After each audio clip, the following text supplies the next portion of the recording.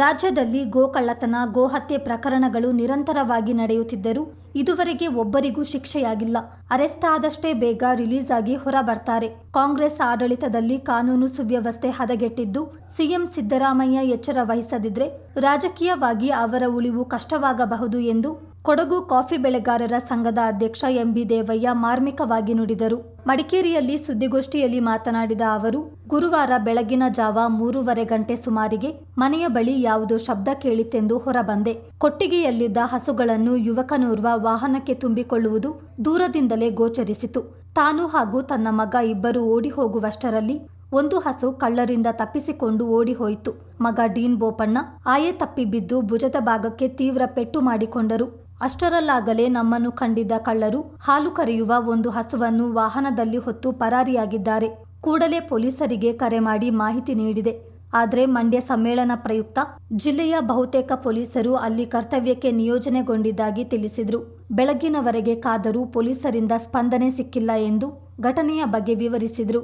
ಗೋಕಳ್ಳತನ, ಗೋಹತ್ಯೆ ಪ್ರಕರಣ ನಡೆಯುತ್ತಿದ್ದರೂ ಕಾನೂನಿನಡಿ ಶಿಕ್ಷೆ ವಿಧಿಸುತ್ತಿಲ್ಲ. ಇಂತಹ ಘಟನೆ ಮತ್ತೆ ಮರುಕಳಿಸಿದ್ರೆ ಸರ್ಕಾರದ ವಿರುದ್ಧ ದೊಡ್ಡ ಮಟ್ಟದಲ್ಲಿ ಚಳುವಳಿ ನಡೆಸಬೇಕಾಗುತ್ತದೆ ಎಂದು ಎಚ್ಚರಿಸಿದ ಎಂಬಿ ದೇವಯ್ಯ ತಮಗಾದ ಅನ್ಯಾಯಕ್ಕೆ ಸೂಕ್ತ ಪರಿಹಾರ ಒದಗಿಸುವಂತೆ ಒತ್ತಾಯಿಸಿದರು. ರಾಜ್ಯದಲ್ಲಿ, ಜಿಲ್ಲೆಯಲ್ಲಿ ಸರ್ಕಾರದ ವ್ಯವಸ್ಥೆ ಯಾವ ರೀತಿಯಲ್ಲಿ ಹದಗೆಟ್ಟಿದೆ ಅಂತ ಹೇಳೋದಕ್ಕೆ ಒಂದು ಉದಾಹರಣೆಯಿಂದ ನಾನು ಭಾವಿಸ್ತೇನೆ. ನಾನು ಆಯಾ ಮನೆಯಲ್ಲಿ, ಆ ಗ್ರಾಮದಲ್ಲಿ ಸುಮಾರು 70-75 ವರ್ಷದಿಂದ ವಾಸ ಇದ್ದೇನೆ. ಇಂಥ ಘಟನೆಗಳು ನಡೆದಿದ್ದು ಗೊತ್ತಿದೆ. ನಾನೊಂದಷ್ಟು ದನಕರುಗಳನ್ನು ಸಾಕಿದ್ದೇನೆ. ದಿನ ದಿವಸ ಇವತ್ತಿನ ಬೆಳಗಿನ ಜಾವ 3:30 ಗಂಟೆ ಹೊತ್ತಿಗೆ ಒಂದು ಸದ್ದು ಕೇಳುತ್ತೇನೆ. ನಾನು ಎದ್ದು ಹೊರಗೆ ಬಂದು ನೋಡ್ತೀನಿ, ನನ್ನ ಕೊಟ್ಟಿಗೆಯಲ್ಲಿ 1-2 ದನಗಳು ತಪ್ಪಿಸ್ಕೊಂಡಿತ್ತು. ಅಲ್ಲಿದ್ದಂಥ ದನವನ್ನು ಯಾರೋ ಕಾರಣಕ್ಕೆ ಬಂದು ಜೀಪಿಗೆ ತುಂಬಿಸುವಂಥ ಸದ್ದು ಕೇಳುತ್ತೆ. ಒಂದು ಹೊಸ ಹಗ್ಗವನ್ನು ತುಂಡು ಮಾಡಿಕೊಂಡು ಹೊರಗೆ ದಾಟುವಾಗ ಸದ್ದು ಕೇಳುತ್ತೆ. ತಕ್ಷಣ ಹೋದೆ. ಬಟ್ ನನ್ನ ಕೊಟ್ಟಿಗೆಗೆ ಸ್ವಲ್ಪ ಹತ್ತಿ ಹೋಗಬೇಕು. ನನಗೆ ಕಷ್ಟ ಅಂದರೆ ಸ್ವಲ್ಪ ನನಗೆ ಅಷ್ಟು ಹಿಂದಿನಷ್ಟು ಈಗ ಓಡಾಡೋಕ್ಕೆಲ್ಲ ಅಷ್ಟು ಆಗೋಲ್ಲ. ಇದು ಭಾಳ ಪ್ರಯತ್ನ ಮಾಡಿ ಓಡೋದೇ ಸಿಗಲಿಲ್ಲ. ಕೋವಿ ತಗೊಂಡು ಹೋಗ್ಬೋದು. ಯಾವಾಗಲೂ ಹೋಗುವಾಗ ಕೋವಿ ತಗೊಂಡು ಹೋಗೋದು ಎಷ್ಟು ಸೂಕ್ತ? ಅದು ನನ್ನಂತವರು ಕೋವಿ ತಗೊಂಡು ಹೋದ್ರೆ ಸ್ವಲ್ಪ ಅಪಾಯವೂ ಆಗ್ತದೆ ತಿಳಿದು ಸ್ವಲ್ಪ ಯಾವಾಗಲೂ ವೆಪನನ್ನು ಉಪಯೋಗಿಸಿದ್ರೆ ನಾನು ಯೋಚನೆ ಮಾಡ್ತೀನಿ. ಇದು ನಾನು ಹೇಳ್ತಿದ್ದೆ. ಒಂದು ಹಸವನ್ನು ಜೀಪಿಗೆ ತುಂಬಿಸ್ಕೊಂಡು, ಜೀಪ್ ಅಥವಾ ಪಿಕಪ್ ಇರೋದು ಒಬ್ಬನ ನೋಡಿದ್ದೀನಿ ನಾನು. ಒಂದು ಸ್ಕೈ ಬಣ್ಣದ ಒಂದು ಟೀ ಶರ್ಟ್ ಆಗಿ ಒಂದು ಟೈಟ್ ಆದಂಥ ಒಂದು ಪ್ಯಾಂಟ್ ಹಾಕಿದ ಸಣ್ಣ ಹುಡುಗ, ಒಂದು 19-20 ವರ್ಷದೊಳಗೆ ಇರಬಹುದು ಅಂತ ನನ್ನ ಮುಖ ನೋಡೋಕ್ಕಾಗಲಿಲ್ಲ. ಬೆನ್ನು ಕಾಣುತ್ತಾ ಇತ್ತು. ಬೆರೆಸ್ಕೊಂಡು ಹೋದೆ. ಮಗನೇ ಕರೆದು ಹೇಳಿದೆ, ಕೋವಿ ತಗೊಂಡು ನೀನು ಹೋಗ್ಬಿಟ್ರು, ಜಿಪ್ಸಿ ತಗೊಂಡು ಕಾರ್ ಬೇಡ. ಅನ್ಫಾರ್ಚುನೇಟ್ ಅಂತ ಹೇಳಬೇಕು. ದೇವರಿಗೆ ಹೋಗಿ ಸ್ವಲ್ಪ ಉಲ್ಟ ಹೊಡೀತು ಅಂತ ಅನಿಸ್ತು ನನಗೆ. ನಾನು ಬರುವಾಗ ಗೇಟ್ ಹತ್ರ ಬಿಟ್ಬಿಟ್ಟು ಅವನ ಲೆಫ್ಟ್ ಈ ಭಾಗದ ಕೈ ಫ್ರ್ಯಾಕ್ಚರ್ ಆಗಿದೆ.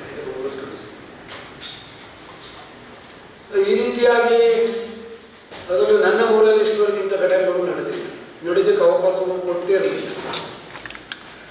ಅನ್ಫಾರ್ಚುನೇಟ್ಲಿ ಯಾಕೆ ಹೀಗೆ ಕಾನೂನಿನ ವ್ಯವಸ್ಥೆ ಹದಗೆಟ್ಟಿದೆ ಇದನ್ನು ಪ್ರಶ್ನೆ ಮಾಡತಕ್ಕಂಥ ವಿಷಯ. ನಾನು ಆ ಮನೆಗೆ ಒಂದು 30-35 ವರ್ಷ ಆಯಿತು. ನಾನು ಕಳೆದ 2-3 ವರ್ಷದಿಂದ ತಮಗೆ ಗೊತ್ತಿದೆ, ಬಹುಶಃ ತುಂಬ ಜನರಿಗೆ ಗೊತ್ತಿದೆ, ತಮಾಷೆಗಳು ಹೇಳ್ತಾರೆ. ನಾನು 30-40 ದನಗಳನ್ನ ಸಾಕ್ತಾರೆ, ಎಮ್ಮೆಗಳು ದನಗಳನ್ನು. ಈಗ ಅದನ್ನು ಕಮ್ಮಿ ಮಾಡಿ ಸ್ವಲ್ಪ ಕಡಿಮೆ ಮಾಡಿಕೊಂಡು ಈ ರೀತಿಯಾಗಿ ಪೊಲೀಸಿನ ಇದು ವ್ಯವಸ್ಥೆಯೋ ಅಥವಾ ರಾಜ್ಯ ಸರ್ಕಾರದ ತುಷ್ಟೀಕರಣದ ರಾಜ್ಯಕ್ಕೆ ಹೋಗಲಿಕ್ಕೆ ಗೊತ್ತಿಲ್ಲ. ಈ ರೀತಿಯಾಗಿ ಈ ಥರ ತೊಂದರೆ ಆಗತಕ್ಕಂಥದ್ದು ಕಂಡ್ರು. ಕೇಳುವಾಗ ಪೊಲೀಸರವರೆಲ್ಲ ಮಂಡ್ಯಕ್ಕೆ ಹೋಗಿದ್ದಾರೆ. ಮುಖ್ಯಮಂತ್ರಿಗಳ ಕಾರ್ಯಕ್ರಮ ಮಾಡೋದಕ್ಕೆ ನಾನು ವೈಯಕ್ತಿಕವಾಗಿ ಹೇಳೋದು ನಮ್ಮ ವಿರೋಧ ಇಲ್ಲ. ಕಾರ್ಯಕ್ರಮ ಎಲ್ಲಿ ಬೇಕಾದ್ರೂ ಮಾಡಿ, ನಮಗೇನು ಅವಶ್ಯಕತೆ ಇಲ್ಲ. ಆದರೆ ಕಾನೂನಿನ ಸುವ್ಯವಸ್ಥೆ, ಪೊಲೀಸಿನ ವ್ಯವಸ್ಥೆ ಹದಗೆಡಬಾರ್ದು. ಪೊಲೀಸರು ಹೆಚ್ಚಿನ ಸಂಖ್ಯೆಯಲ್ಲಿ ಇಲ್ಲ ಅಂತ ಹೇಳಿದ ಸಂದರ್ಭವನ್ನು ನೋಡಿ ಕಳ್ಳರು ಈ ಕೆಲಸ ಮಾಡ್ತಾರೆ. ಪೊಲೀಸರು ಇಲ್ಲದ ಸಂದರ್ಭ ನೋಡಿಕೊಂಡು ಕಳ್ಳರು ತಮ್ಮ ಕೈಚಳಕ ತೋರಿಸ್ತಾರೆ. ಎಂತಹದೇ ಸಮಯವಾದರೂ ಕಾನೂನು ಸುವ್ಯವಸ್ಥೆ ಹದಗೆಡದಂತೆ ಪೊಲೀಸರು ಎಚ್ಚರ ವಹಿಸಬೇಕೆಂದು ಎಂಬಿ ದೇವಯ್ಯ ಆಗ್ರಹಿಸಿದ್ದಾರೆ.